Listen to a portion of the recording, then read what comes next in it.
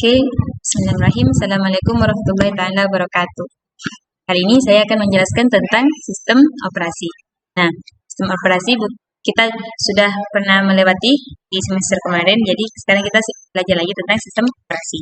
Nah, apa sih sistem operasi itu? Ada beberapa saja, macam-macam dan jenisnya. Kita akan jelaskan di sini.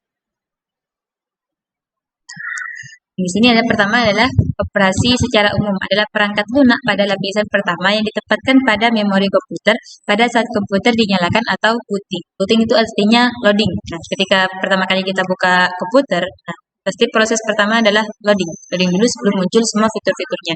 Nah, proses loading itu dilakukan dengan booting. Nah, di mana booting atau loading tersebut terjadi? Yaitu terjadi di sistem operasi. Nah, kalau sistem operasi yang sering kita dengar di sini contohnya adalah DOS. Gitu.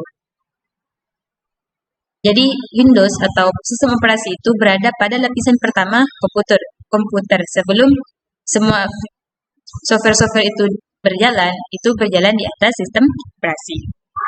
Kemudian sistem operasi menurut M. Suyanto yaitu sistem operasi adalah suatu sistem yang terdiri atas beberapa komponen perangkat lunak atau software yang memiliki fungsi untuk mengontrol seluruh aktivitas yang sudah dilakukan oleh komputer. Jadi software ini menurut M. Suyanto itu adalah untuk mengontrol seluruh aktivitas yang ada di komputer. Nah, kemudian apa saja sih fungsi tentang sistem operasi? Yang pertama adalah manajemen sumber daya komputer. Jadi sumber daya komputer itu dimanajemen oleh sistem operasi. Jadi diatur oleh sistem operasi. Nah, mulai dari pengaturan alokasi waktu, pembagian waktu ketika beberapa sistem itu berjalan, itu diatur oleh sistem operasi. Yang kedua berperan sebagai aplikasi dasar. Jadi sebelum aplikasi-aplikasi software itu sebelum software-software itu dijalankan, itu berjalan di atas. Jadi software itu berjalan di atas sistem operasi. Jadi ada sistem operasi dulu baru bisa mendatangkan software-software yang lain.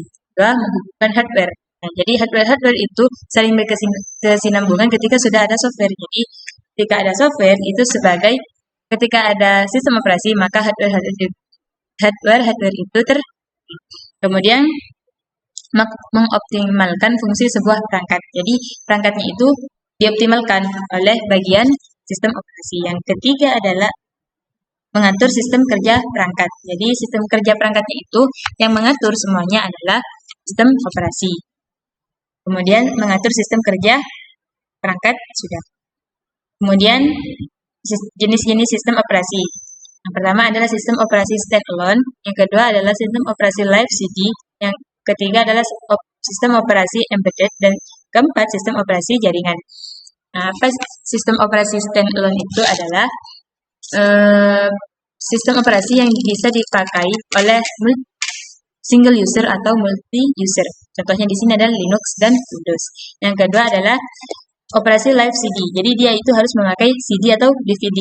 Ini cukup ringan karena tidak diinstal langsung ke laptopnya atau komputernya. Namun harus membutuhkan CD-ROM. Yang ketiga adalah operasi embedded. Contohnya di sini adalah Linux embedded. Jadi dia ditanam khusus pada komputer atau laptop itu. Jadi khusus. Jadi dia nggak bisa diinstal. Jadi harus ditanam sendiri dari sananya. Yang terakhir adalah sistem operasi jaringan. Sistem operasi jaringan itu dibuat khusus untuk menangani keperluan jaringan komputer. Ya, cukup hanya untuk jaringan komputer saja. Beberapa layanan yang dapat ditangani oleh sistem operasi ini adalah HTTP service, DNS service, sharing printer, dan proxy server. Juga masih banyak lagi lainnya. Nah, beberapa contoh sistem operasi jaringan adalah Red Hat, CentOS, Server, Cloud Linux, dan lain sebagainya. Jadi, itu macam pengertian, jenis, dan macam-macam sistem operasi komputer. Sekian dari saya, kurang lebihnya maaf. Wassalamualaikum warahmatullahi wabarakatuh.